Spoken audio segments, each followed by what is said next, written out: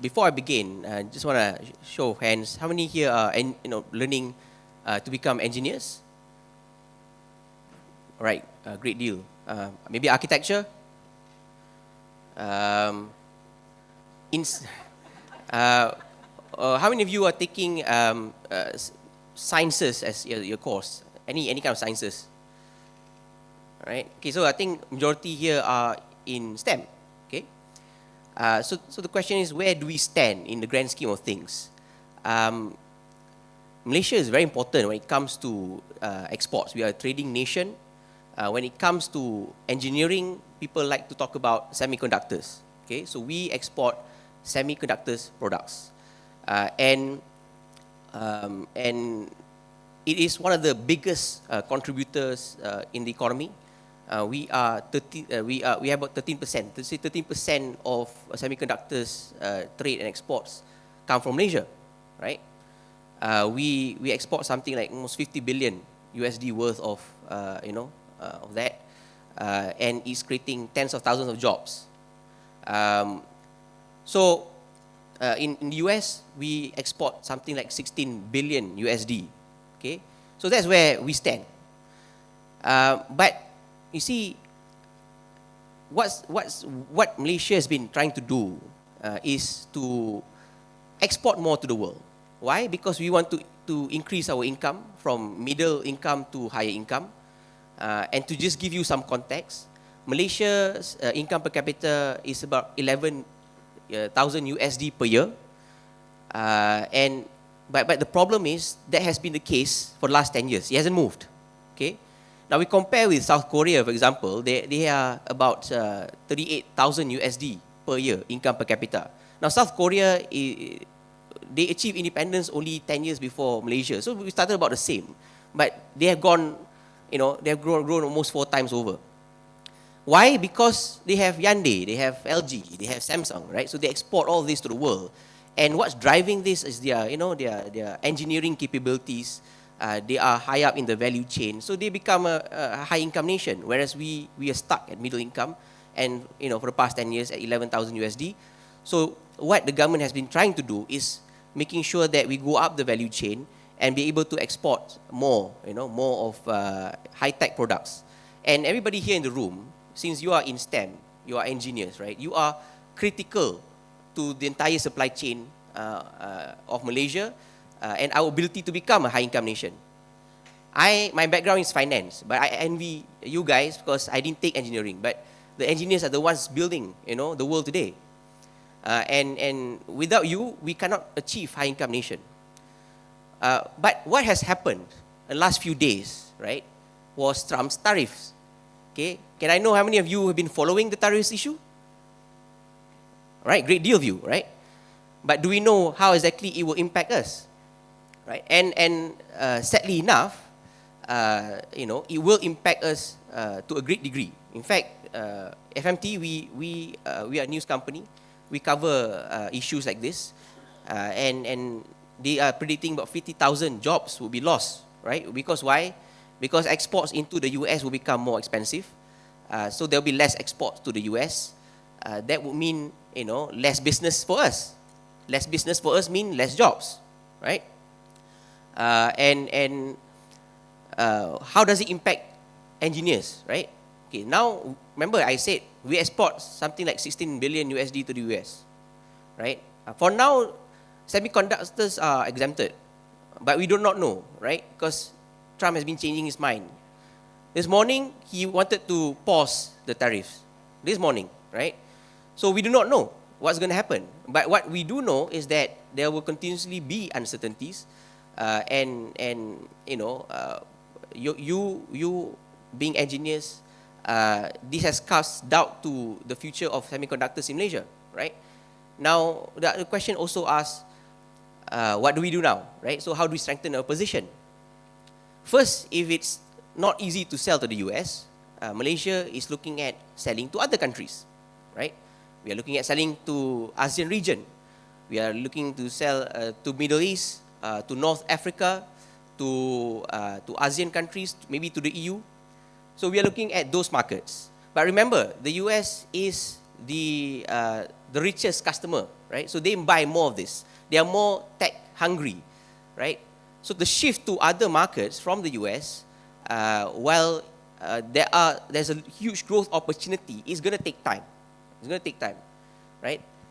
We've been selling to the US, they've been buying a lot of our stuff. Now we got to shift markets. That's going to take years before that kind of market matures and be able to, buy at the level which US used to. Right. So how do we strengthen our position? Number one, while the government is trying to strengthen, our presence in other markets, I think we as a country, right, or just talking about individuals like us, we have to start to really pay attention to geopolitics here, right? Because geopolitics is going to affect everybody here, and gone with the days where you can be, specializing in one thing. Engineers should specialize in one thing, or even accountants for that matter. We must be able to do more things, right? So they say, jack of all trades, master of none, right? Back in those days. But now I think we got to be jack of all trades, master of all, right? But what I mean by that is, being engineers, we have to really understand where the market is heading. You need to understand public policy. You need to understand geopolitics, because your business is really affected by geopolitics and trade, right? And the skill of entrepreneurship is really important, right? So you need to be able to not just build something, but know how to sell it. Which market?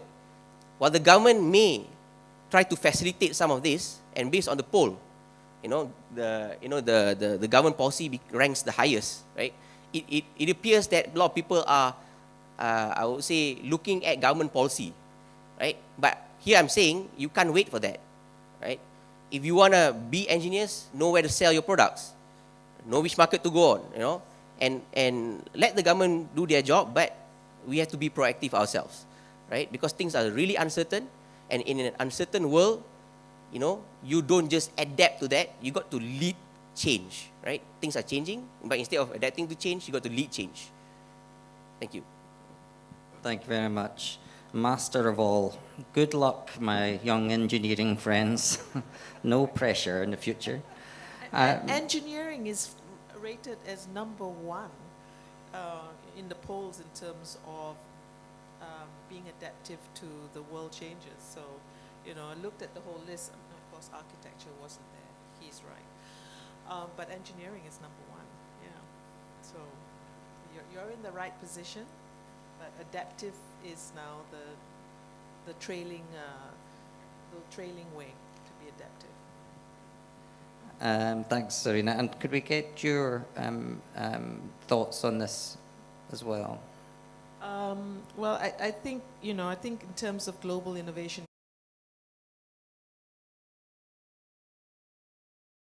Okay, so currently, the government has introduced 3 main blueprints, right? The National Industrial Blueprint, 2030, there's KL20 as well, and also the Semiconductor Strategy. These are 3 main things. Okay, but you see, these are all strategy, but there's one thing that they have in common here, which is going up the value chain, meaning we are going to go up and do more sophisticated stuff. What do I mean by that? Okay. Who here uses the iPhone or any Apple products? Quite a number of you, right? When you look at the back of the iPhone, it says designed by in California, right? Made in China, right? Okay. So what is Malaysia trying to do is we want to do this designing in California thing. So we want to be able to do the thinking stuff, right? But what Malaysia is doing is we are doing the made in China thing. So the plant that we have in Penang, like Intel, Micron, they are manufacturing, they are assembling. But the higher level thinking and designing is done elsewhere. It's done in the US, in Singapore, but not in Malaysia. Why? Because we don't have the expertise here. Okay? Now, what does it mean to engineers like yourself? A lot of you, if you choose to work in Malaysia, you end up doing the manufacturing stuff, right? That is why the government introduced ARM, or they want to invest in ARM, because they want to create the opportunity for engineers here to get involved in designing, to get involved in the architectural side of things. And good news, they're going to recruit something like 10,000 engineers to do that. But again, that will take years. Okay. So to answer what are the incentives, these are the incentives the government are doing. I think they are doing max that they can. Okay, now, but what are the challenges, right? The challenges we have is R&D spend in Malaysia is less than 1%. Okay, now compare it with South Korea is 4%, sorry, 1% of GDP. Okay, Korea is 4%, that's 4 times over, right? Brain drain is still happening here in Malaysia. So we don't, while we have this kind of, blueprints and everything, we are not putting money where our mouth is when it comes to R&D. So that poses a challenge for you because then there are less money for you to do R&D for you to go up the value chain. Okay, so what do we do now? Okay, you have no choice here. Whether it's in this university or in another, you got to go up the value chain. You got to find ways to really learn how to do the more sophisticated things. And regardless of whatever the government is doing here, what they are trying their best to accelerate this entire progress, find ways to get involved in this kind of thing, even it means having to work abroad and learn these things, right? And when the time comes, Malaysia will be ready with the kind of environment that would need that kind of skill. Don't stop at wanting to work here in Malaysia, Intel or Micron, because this is where not the most I would say. This is not where the party is, The party is elsewhere in the US. And see what Trump is trying to do here, right? Okay, now I'll give you another degree of complexity. Trump, when he tries to introduce this tariff, what is he trying to do? What is his end game, right? I think it's very blurry now, but I'll crystallize it for you. Okay, make it very simple. So when he introduced this tariff, right? Basically, what he's trying to do is he wants to get us, Malaysia, or everybody else in this world to come and invest in the US, build the manufacturing plants in the US, right? Thereby giving jobs to Americans. Okay, if you do that, then you don't get tariff, because the tariff is on completed products. So he's trying to bring, he not only does he want to, design, he wants to bring manufacturing into the US, but see, Malaysia ain't going to do that. Because Malaysia, the reason why Malaysia is doing, manufacturing is because we want to create jobs here, right? So that it's not likely that we're going to put too much money into the US and hire Americans. So if the US is going to control the supply chain from designing to manufacturing, right? That means less business for us, right? So there will be less manufacturing jobs, at this rate, unless Trump changes his mind again, not imposing tariff, right? So now, that is why we have no choice but to do, the designing and go up the value chain, because looking at this kind of policy, there will be less manufacturing jobs, right? And even if the government trying to incentivize things, that is not where things are going, right? Because at the end of the day, the two biggest markets, China and the US, they still control the trade, right? So fend for ourselves, study harder, do really, really sophisticated things. I think you're basically saying we should design the Xiaomi and manufacture. Right? Okay. Let me start by telling you a story about this person. He's called Elon Musk. Okay. This guy, as you know, multi-skilled, CEO of 3 companies, CEO of SpaceX, CEO of Tesla, engineer by profession, also an entrepreneur. Now he's getting into politics, right? Now, a lot of people are saying that, he should have gotten involved in Trump. Why the heck is he going to politics? Why is he, getting involved in public policy? Now, when we look at how he's behaving, right? You see, he, I think, feels that Trump could be the single biggest threat to his business. Okay? And it wasn't so obvious then when he was campaigning, but it's really obvious now, right? You see, Trump is not big on sustainability. Trump policies are against it, in fact. And that's not good for the Tesla business, because Tesla, thrives on sustainability, EV, right? So my personal view is that I think he's trying to have some control over the policies of the US when it comes to these kind of things, right? And even the tariffs, he actually appealed to Trump not to do this, but of course he's failing. But when it comes to skills, right, I think this guy, he is multi-skilled, multi-talented, and he wants to have some control over policy. He's trying to understand geopolitics because he want to make sure that his business could run on that, and that is what I think is needed by engineers now. You need to understand politics. You must understand public policy. You must understand where the world is heading. Okay, now let me expand a bit more. We've been talking about sustainability. Who here are learning about sustainability in your degrees? Okay. Come, raise your hand if you do. Okay, now who here feels strongly about sustainability is really important for mankind? Okay, quite a lot of you. Okay, now. Maybe you're shy. Okay, but here's the thing, right? So we as a media company, we monitor this. I am very big on sustainability. I feel that I feel very strongly about it. It's really important for the future. I got 2 kids, but I think it's dying under Trump. Okay, now why? You see, he says sustainability is too expensive. ESG will incur more costs. He went as far as to say that America is facing an energy crisis. Why? Because to him, ESG is going to make energy cost more, at a time where energy is more needed than ever with the rise of AI, right? And that is why he's trying to stop all of this, go back to basics. If you have to burn coal as long as you get it cheap.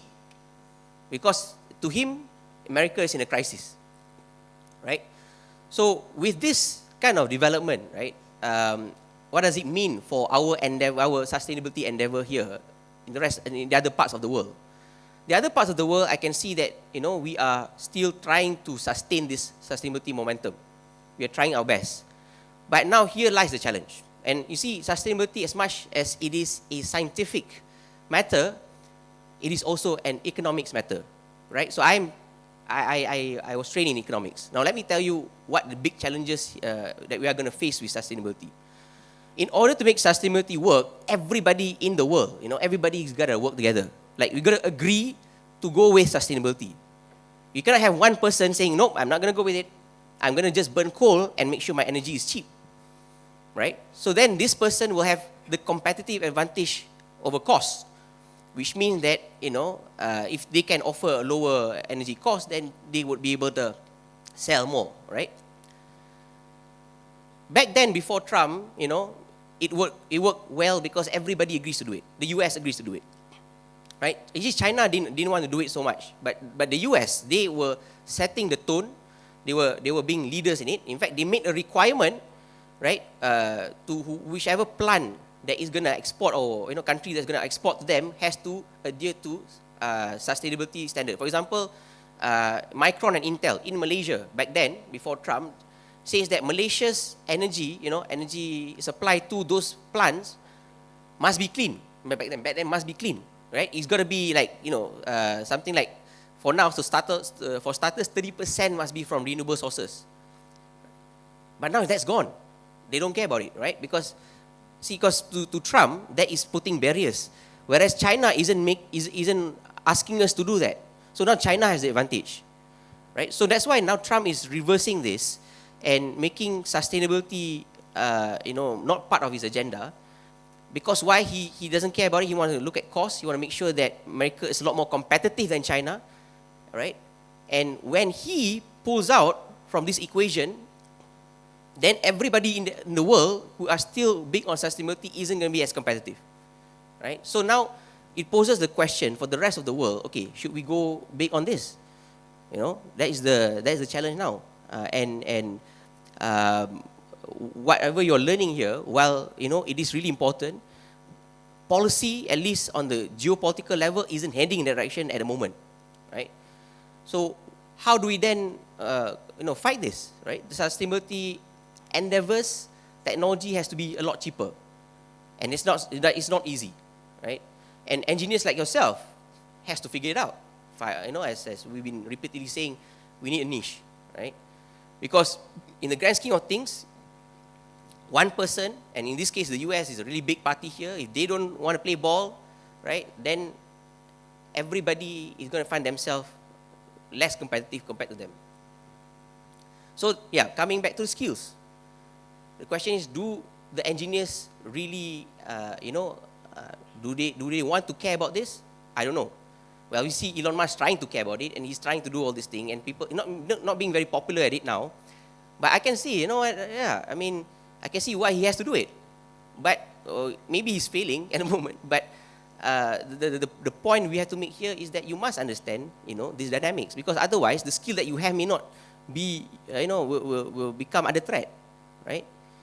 And if that is what the US is trying to do, the question is whether the rest of the world is going to follow suit. China is not doing it. China is not doing it in a big way, right? Now you have the EU. So where do we stand with sustainability now? Right? At the end of the day, I think the cost factor matters. Engineers need to understand finance, cost accounting as well, policies. How do we achieve greater value for money when we embark on this endeavor? Before this is fine, right? Everybody, the whole world, decided to go in the sustainability direction. Now things have changed dramatically. And now Trump, again, we may think maybe it's just 4 years, but Trump wants to go a third term. Right? This might be, not easy, but we do not know if this is ever going to change.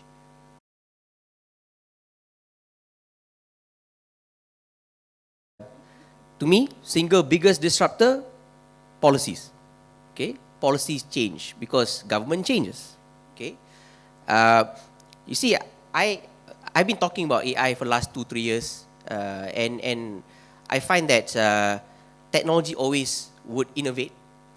I think we should no longer be afraid with technological disruption because it will always happen, right? In a sense that, but it will always happen for the better because things improve.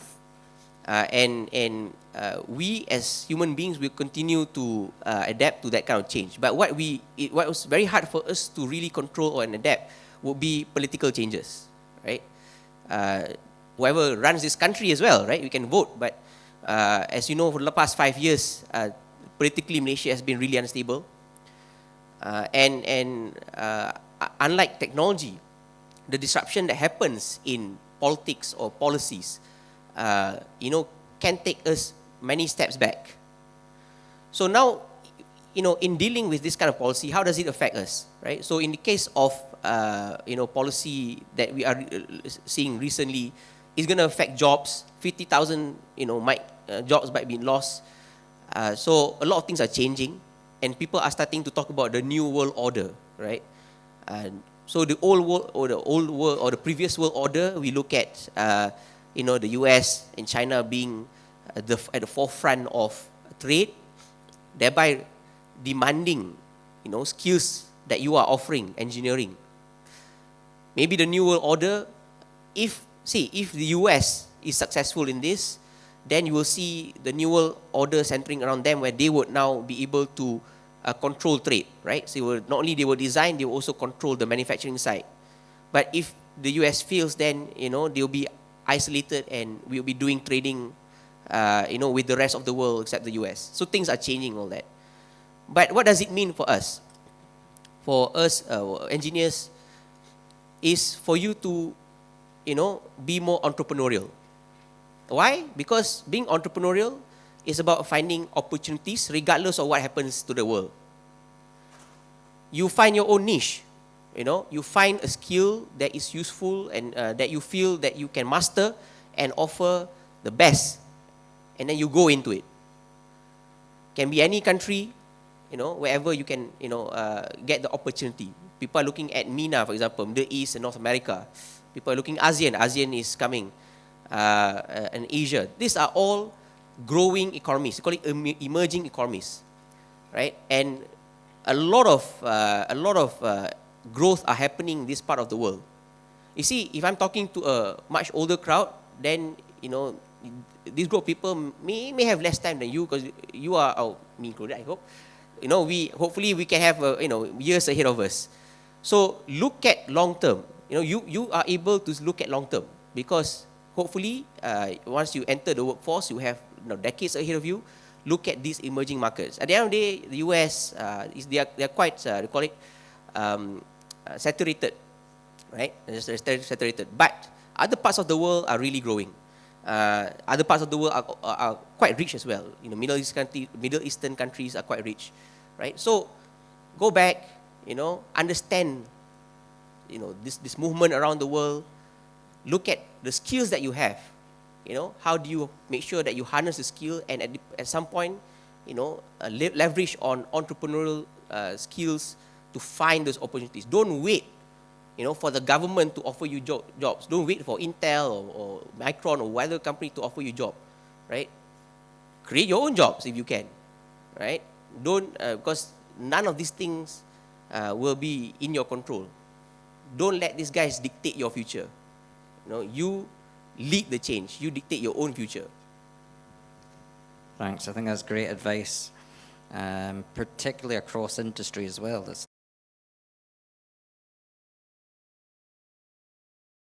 real, right? Actually, spot on. This is a very high level question. Okay. What I mean by that is this, right? So basically what Ariel is saying is that even if we have the money, even if we invest in R&D, right? So we are doing less than 1% of GDP, and we will go up. If we were to even go up, we may not even make it, right? Because the world is so competitive, and as you mentioned, it's about having the right knowledge, right? Why would you want to spend so much money only for us to lose in the grand scheme of things, right? Okay, so that is the challenge, right? So see, when it comes to investing in R&D, what we have to do is prioritization of the field that we want to invest in. Okay, not all field we can win, right? So I give you an example. So I think in 2010, 2011, 2012, when government created something called the Economic Transformation Program. I think you guys were still in school. I was just coming out of university. What they did was they prioritized areas in which Malaysia has a shot at winning. For example, they look at semiconductors. They look at palm oil. They look at oil and gas, right? So then they ask everybody to channel investment a bit more in this kind of fields because therein lies Malaysia's competitive advantage, that give us a shot at winning, so that we don't waste our money, right? There's no point for us to, for example, maybe to invest in rockets because that's really not our expertise, right? We can't. If we were to just invest in building rockets, it will just fail, right? It's non-starter for us. But now, in order for us to have a chance at succeeding, look at areas in which we are probably good at. And examples are maybe look at food security, right? So Malaysia has to be quite big on that. We're not that great at it, but we have a food security issue in this country. We are importing, for example, rice more than we are exporting. We are deficit in a lot of these areas, and that is why the government created, a food security ministry just to look at this, right? Because we have to improve in agriculture technology as well. So this is one example of an area which definitely there's demand. So you're right. So R&D, be clever about R&D. Be clever about investing. Because don't go and invest something which you're going to fail, right? But that is why, we go back to, being jack of all trade, master of all, being entrepreneurial. Because you have to figure out where the gap is and go and fill it. And gone with the days, the government knows exactly what the gaps are. Yes, they can come up with some ideas, they can suggest you this is the priority areas, but increasingly, they may not have all the answers. Entrepreneurs then would have to find these opportunities and decide where to channel R&D money, and making sure that it's business viable, right? In Malaysia, we are trying our best to match university R&D with commercial demand, right? So, but that hasn't been really successful over the years, right? It's really tough. See, universities are usually geared towards fundamental knowledge, where they look at models and all that. Whereas commercial, they want something that they can sell. These don't always align, but I think what would bridge this is the entrepreneurial mind, that one day after you've left university, you have your engineering knowledge and a bit of entrepreneurial mind to find opportunities in industries. You look at Malaysia, what kind of industries we are lacking, and how you can bring in your engineering expertise to solve that problem. Look at other countries, go out there and find, and then just start your own business. You start a small business that can add value and bridge the gap. That's how we can start. After all, a lot of the businesses, for example, the semiconductor industry in Malaysia, were also driven by private sector initiatives. And then only government ride on it. Oh, you know what? Oh, looks like we are good at it. Then they provide more incentives. And you pointed out, Iril, the Cyberjaya story. Actually, when I was in UM Sunrise, we did a lot of research on Cyberjaya Whitefield, because we were trying to artificially create a Silicon Valley here. The government was trying to create a Silicon Valley here to bring in technology companies, but it was lacking a lot of important components, such as talent, right? Talent. Why Silicon Valley was really successful? Because near Stanford, right? And they have a culture of entrepreneurship. They have talent, and that was how Silicon Valley then developed. In Malaysia, it's a bit different, right? So we wanted to create a town, a lot of infra, but lack of talent. So how are you gonna make sure that Cyberjaya is successful? They come up with many plans, 10-year plan, to do this. They're trying to bring in, FDI. They're trying to bring in big companies like Shell, but then, we didn't manage to bring the high-tech parts of those companies to Cyberjaya. Right? Why? Because there's just not enough talent. So it goes back down to you guys, right? Like us, human capital. Let's just try to grow this organically, go back to basics, think entrepreneurially, find opportunities ourselves, and then just do it. Thank you. Very genuine.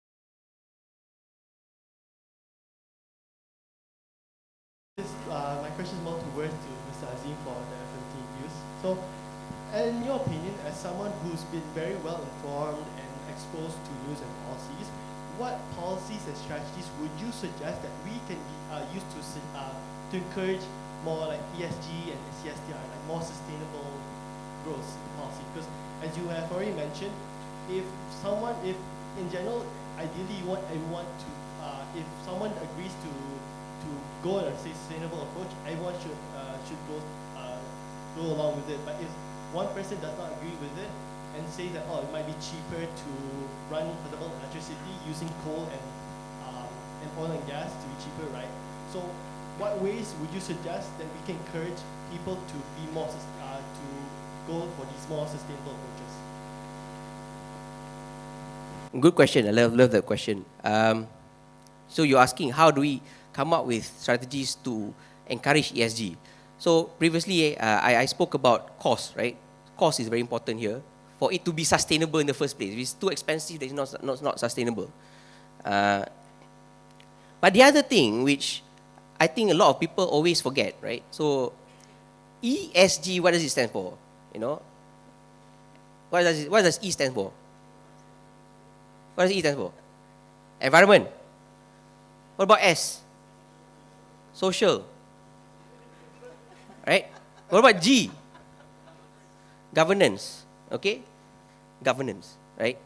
And there's no point talking about environment, sustainability when the G is lacking. Our procurement system is corrupted. Policies, or I would say government agencies are corrupt. That is a recipe for disaster, right? Things are still, of course, this government is trying to eradicate that, because at the end of the day, only with good governance can we make sure that we can have an environment that is fertile for sustainability. Right? I'll give you an example. Procurement system that are lopsided, or even a company that is discriminatory towards certain race, or These are all things which I think nobody is really talking about enough. So we have to be able to, eradicate this kind of thing. Look at merit-based as much as possible. Governance process has to be just. Then only you will have a strong bedrock to build upon, right? Then if we can have better governance, better talent, then we'll make better decisions. We will contribute. We will channel resources to better areas. We can invest more on making sure that sustainability initiative can really achieve cost efficiency, right? Then you will see ESG being realized in its true form. Right? So you ask me what kind of strategy? Really look at G. G is really important. We have not talked enough about it. Thank you. It's 12:45. We're over time. Be a jack of all trades, master of all. Then nothing can stop you.